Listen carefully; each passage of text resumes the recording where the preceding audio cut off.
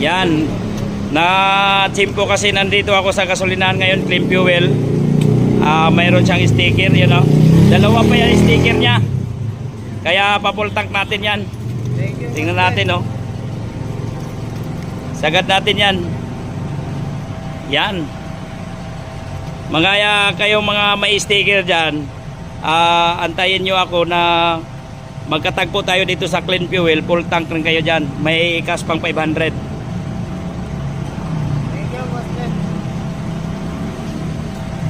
Sagad natin ha. Kailangan wala ka bang dalang galon dyan? Wala kang dalang galon? Yun, mga kabinpils, tinanong natin siya kung may dalang galon kasi maliit lang kasi yung tangke niya. Yun, no, 200. Pero malaking bagay na yan. Na full tank natin siya. Okay. Ano masasabi mo sa